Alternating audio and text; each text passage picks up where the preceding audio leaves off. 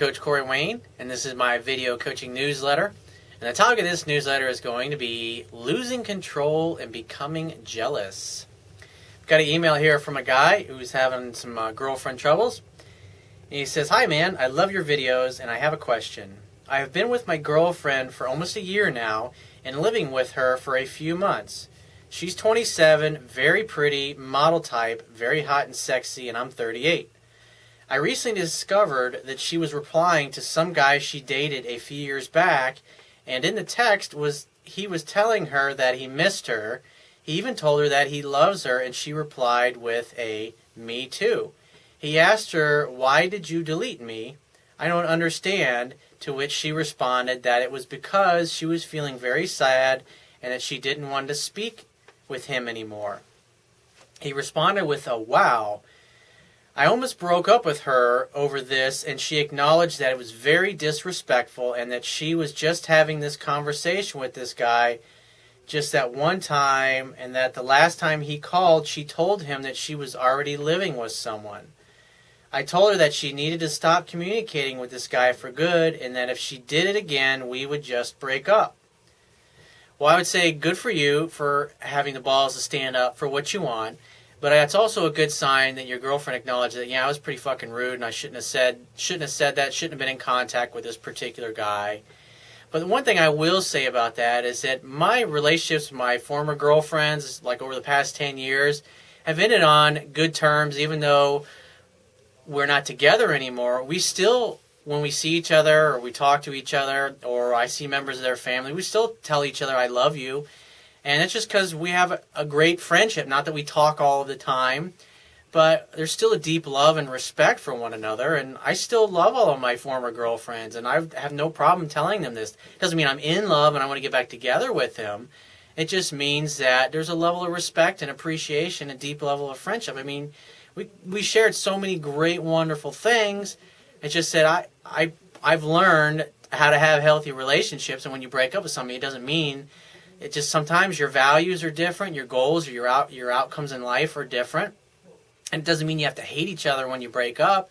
I mean, you can still love each other, but just obviously it comes to a point when a relationship ends that you realize that we're going in different directions. We just simply don't want the same things, or our values aren't aligned, or maybe they're on the other side of the ocean, whatever it happens to be.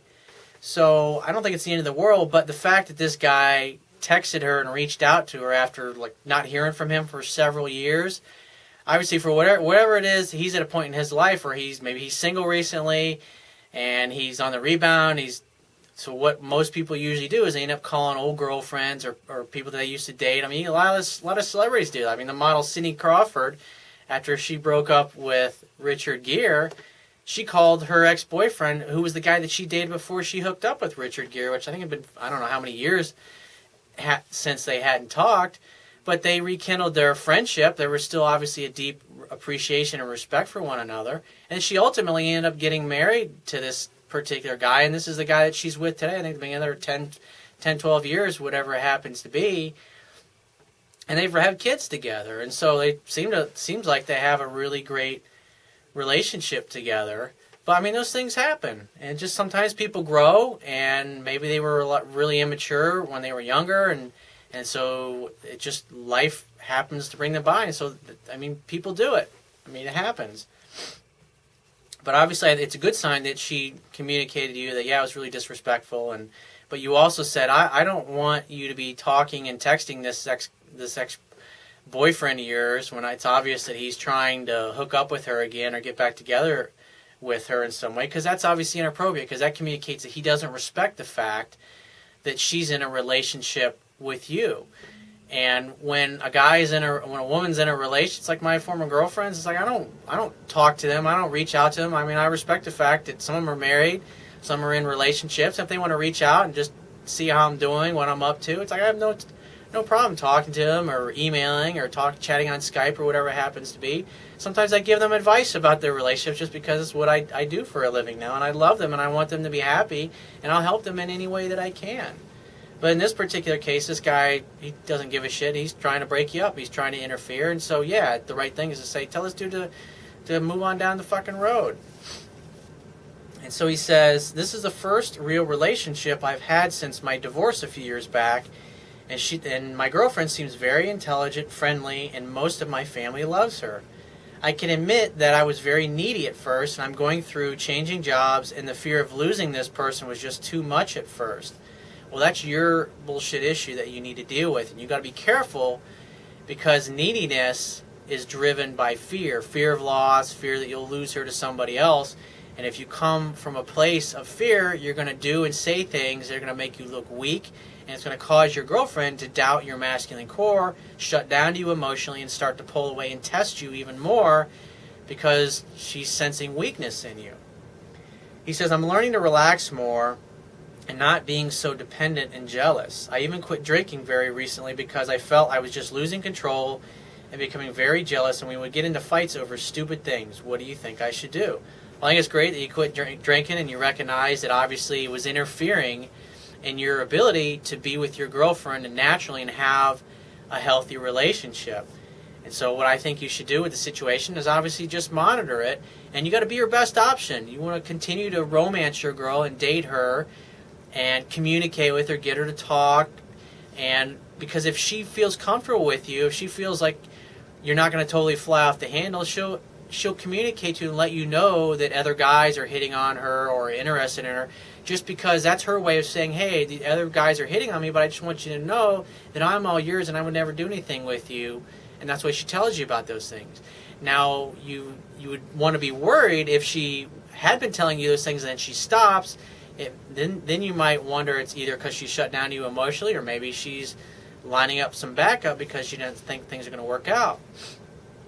But at the end of the day, she lives with you, and she lives under your roof, and she's going home with you, obviously, at the end of the night. And so what you fear you attract in life, and I actually did a video probably a couple of days ago called What You Fear You Attract. And guys that are control freaks or that are needy or that are afraid they're going to lose the girl, they basically have doubts about themselves, and they don't think they're worthy, and they don't think they're good enough to keep her interested or keep their girlfriends in love. And since they're operating from a place of scarcity and anxiety and fear, it causes them to do and say things that basically bring about what they fear, which is losing her. So at the end of the day, if she's going to cheat on you or she's going to screw around with other dudes behind your back, there's nothing you can do about it. All you can do is be her best option and trust, but verify by looking at her actions and looking at the things that she says and the things that she does. And just monitor the situation. That's the only thing you can really do. But make sure you're romancing your girl and you're making her happy and you're doing the things that I talk about in my book in order to maintain the relationship, in order to keep her head over heels in love with you. Because as long as she stays head over heels in love with you, she's gonna blow off these other guys, and she'll always tell you about other guys that are hitting on her. And that's her way of showing you how much she respects you and she appreciates you, and she wants you to know that she is all yours. So if you have a question that you want to ask me, or there's a topic you want me to cover in a future video newsletter, go to my website, click the Contact Me tab, which is going to be on the left-hand side of your screen.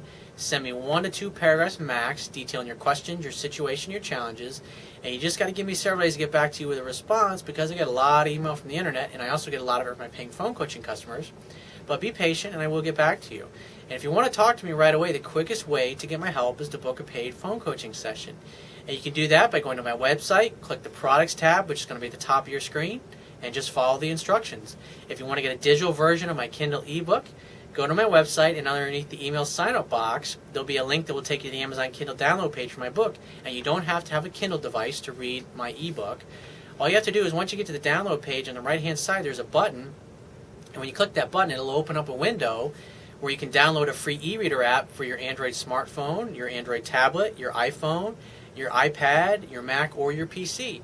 Whatever device you want to download the app to, it takes a matter of seconds to download and install it, and then only a few more seconds to complete the purchase of my book, and you'll be reading it in no time. And I will talk to you soon.